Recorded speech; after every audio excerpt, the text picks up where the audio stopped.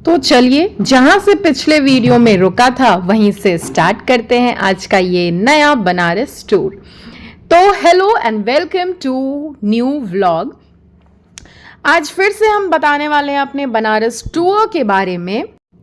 बनारस पहुंचने के बाद हमारा सबसे पहला टास्क था होटल ढूंढना, क्योंकि हमने कोई ऑनलाइन बुकिंग नहीं किया था। और ऑनलाइन बुकिंग क्यों नहीं किया था? क्योंकि हमारा ऐसा कोई प्लान ही नहीं था कि कहीं जाना है, बनारस जाना है, कहाँ जाना है, कोई प्लान नहीं था।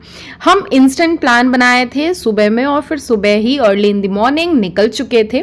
2 बजे के लगभग हम बनारस पहुंचे और फिर होटल ढूंढना शुरू किया। होटल्स ऐसे नहीं थे कि मिल नहीं रहे थे, बहुत सारे होटल्स मिल रहे थे, लेकिन होटल्स ऐसे मिल रहे थे कि अगर पार्किंग है तो वो घाट और विश्वनाथ मंदिर से काफी दूर होगा, आने जाने में ही ज्यादा टाइम वेस्ट हो जाएगा। और हम निकले थे केवल 3 दिन के टूर में और हमको जाना था 3 अलग अलग जगह, यूपी में ही, लेकिन 3 अलग अलग जगह।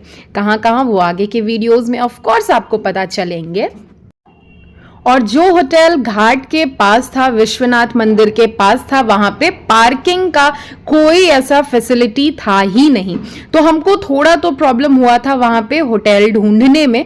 फिर हमने ज़्यादा टाइम वेस्ट ना करते हुए, हाँ 1 घंटा जैसा तो होटल हमने ढूंढा था, 1-1.5 घंटे तक हमने होटल ढूंढा।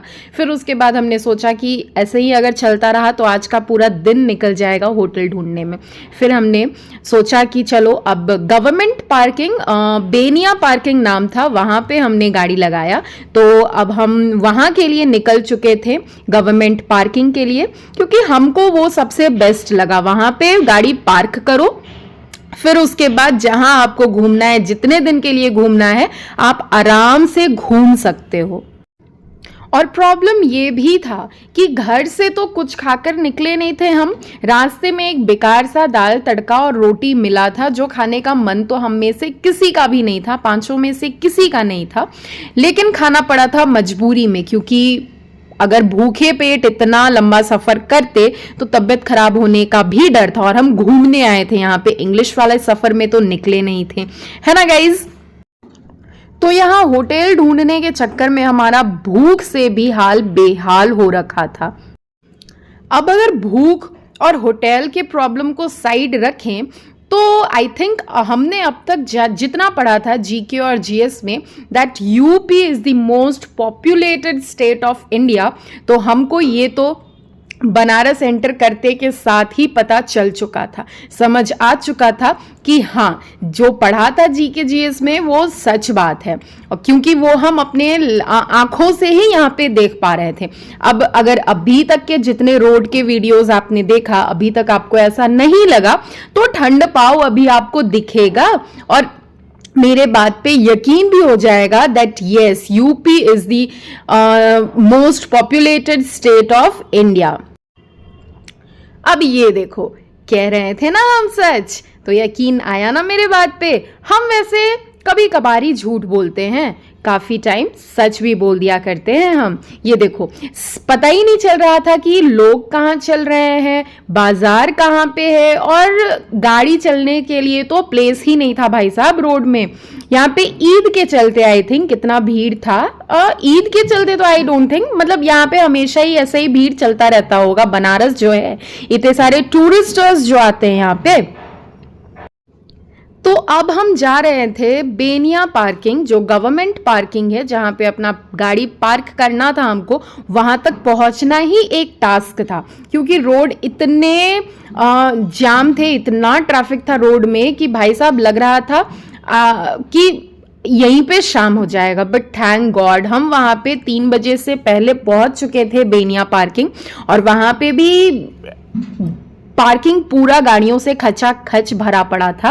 और वहाँ पे थोड़ा लाइट, मतलब बेनिया पार्किंग में ना ऊपर में पूरा पार्क बना हुआ है और उसके नीचे गाड़ी पार्क करने के लिए पार्किंग एरिया बनाया हुआ है। अब ऐसा तो नहीं था कि गवर्नमेंट पार्किंग है तो फ्री पार्किंग होगा, बिल्कुल नहीं। यहाँ पे 4 घंटे का 40 रुपये फी था पार्किंग का, और उसके बाद आई थिंक 12 आवर्स होने के बाद, 12 आवर्स के बाद जितने भी एवरी आवर 20 रुपीज़ एक्स्ट्रा वो ऐड करते थे पार्किंग में। फिर उसके बाद हमने गाड़ी का पार्क किया, उसके बाद निकल चुके थे ये रिक्शा लेकर अपने होटल की ओर। मतलब होटल की ओर, अभी तक तो होटल ढूंढना नहीं था, लेकिन होटल ढूंढने ही जा रहे थे अब हम बेसिकली। और रिक्शा का सवारी भी काफ़ी टाइम के बाद, आई मीन काफ़ी सालों के बाद किया था, वो भी मम्मी पापा के साथ। हाँ, बचपन का थोड़ा मेमोरीज तो है रिक्शा का, क्योंकि रिक्शा हमारे बचपन के टाइम काफ़ी फेमस और पॉपुलर हुआ करता था। अभी तो बहुत सारे मीन्स ऑफ ट्रांसपोर्ट आ गए हैं। ये है फेमस बनारस का काशी चाट भंडार। यहाँ पे बहुत ज़्यादा भीड़ था, और काशी चाट भंडार होते हुए बनारस की ये खूबसूरत सी पतली पतली सी गलियां होते हुए हम पहुंच चुके थे अपने होटल पे। हमने 2 कमरा लिया था, क्योंकि हम टोटल 5 लोग थे। और होटल्स काफ़ी, मतलब होटल के रूम्स काफ़ी अच्छे थे, खूबसूरत से थे। सिंपल था बट फिर भी बहुत अच्छा था। यहाँ पे मम्मी पापा ऑलरेडी आराम कर रहे थे, क्योंकि सफ़र बहुत लंबा था। काफ़ी टाइम के बाद हम इतने लंबे सफ़र के लिए निकले थे, हिंदी वाला सफ़र। और यहाँ पे हम रेडी हैं गंगा आरती देखने के लिए। शाम का वक्त होने वाला था, तो फिर हम रेडी होकर निकल चुके थे। और यहाँ पे ना बार बार, मतलब फर्स्ट टाइम आप बनारस आ रहे हो तो यहाँ का गली जो है, बनारस की गलियां जो है वो इतना कंफ्यूजिंग होता है कि कई बार तो गूगल मैप भी आपका साथ छोड़ दे। हम एक बार तो ऐसा हुआ था कि हम जहाँ से निकले थे वापस घूमकर हम उसी स्पॉट पे पहुंच चुके थे। फिर उसके बाद कि पूछते हुए हमने गूगल मैप का भी सहारा लिया, हेल्प लिया, और वहाँ के लोकल लोगों से पूछते हुए हम घाट के लिए, मतलब मार्केट प्लेस तक निकल चुके थे। घाट तक पहुंच ही गए थे फाइनली।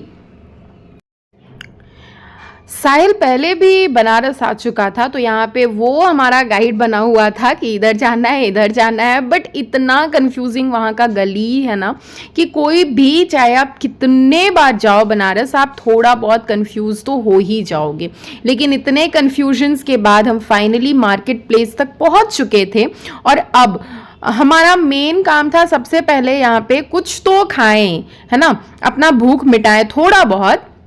इवनिंग स्नैक्स तो चाहिए ही था, क्योंकि सुबह का वो बेकार सा दाल तड़का अभी तक खाया हुआ था हमने, उसके बाद कुछ भी नहीं खाया था। और घाट पे जाना था, तो गंगा आरती में भी काफ़ी टाइम होता, रात ऑलमोस्ट हो ही जाता।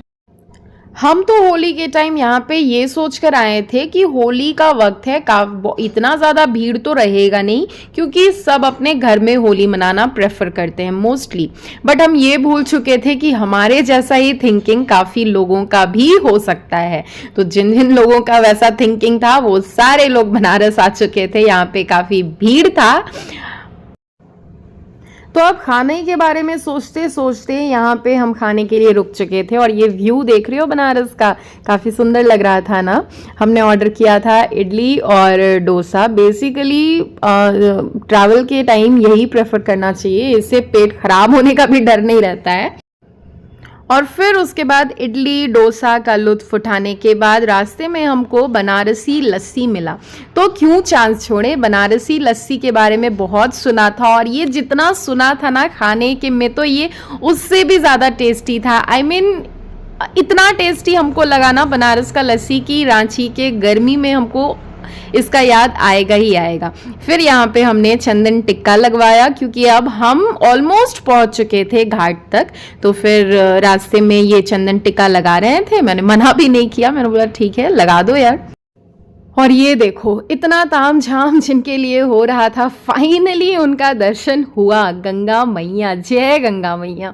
और ये भीड़ देख रहे हो भाई साहब, बाप रे, मतलब हमारा पूरा सोच ही गलत साबित कर दिया बनारस के भीड़ में कि होली के टाइम चलो कम भीड़ रहेगा। नहीं, ऐसा नहीं होता है। तुम्हारे जैसा सोचना बहुत सारे लोगों का होता है। हमको बनारस घाट तक पहुंचने में 5:30 तो हो चुका था। तो यहाँ पे गंगा आरती का भी टाइम हो ही चुका था और सारे प्रिपरेशंस भी हो चुके थे। फिर हमने अपना सीट लिया और हमने नाव पे बैठने का सोचा, जहाँ से प्रॉपर व्यू मिलेगा गंगा आरती का। यहाँ पे मम्मी पापा आराम से बैठे हुए हैं नाव पे। और देखो अब गंगा आरती ऑलमोस्ट स्टार्ट हो ही चुका था। वैसे भी अब हमको लग रहा है कि काफ़ी ज़्यादा बोल लिए हैं हम, तो अब हम चुप होते हैं और आप गंगा आरती का लुत्फ उठाओ। जय गंगा मैया।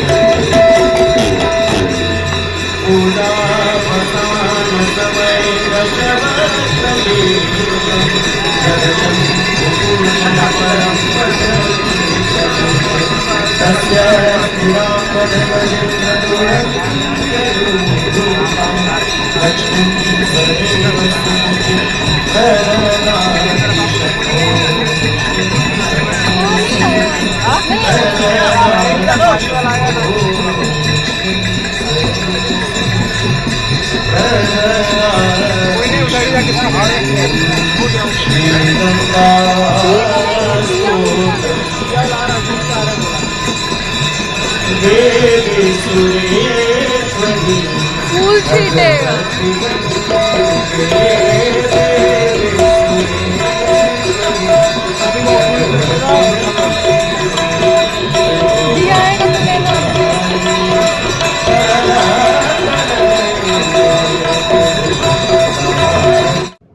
तो अब यहाँ पे गंगा आरती ख़त्म हो चुका था और बाबा आरती लेकर सबको आरती दिखा रहे थे। हमने आरती लिया, उसके बाद वहाँ पे गंगा मैया को दिया दिखाया। बनारस गंगा आरती को वीडियो में देखना अलग बात होता है और लाइव फील करना, उसको देखना, उसको जीना अलग बात होता है। ये वहाँ पे हम तो रियलाइज़ कर ही चुके थे। बहुत सुकून मिलता है, मतलब इससे ज़्यादा खूबसूरत शाम आपका लाइफ का कोई नहीं रहा होगा अब तक, ये हमको वहाँ पे पता चल चुका था। तो फिर हमने वहाँ पे प्याज काफ़ी लगा हुआ था तो लेमन सोडा पिया, लेमन सोडा बनवाया बेसिकली। और लेमन सोडा पीने के बाद हम निकल चुके थे बनारस के मार्केट को एक्सप्लोर करने के लिए। फिर उसके बाद यहाँ के बाद हम कहाँ गए, क्या एक्सप्लोर किया हमने, क्या देखा, बनारस का खाना कैसा था, इसके बारे में भी बताएंगे, लेकिन अपने नेक्स्ट वीडियो में, क्योंकि ये वीडियो अब तक बहुत ज़्यादा लंबा हो चुका है। तो चलो फिर मिलते हैं, तब तक के लिए थैंक यू।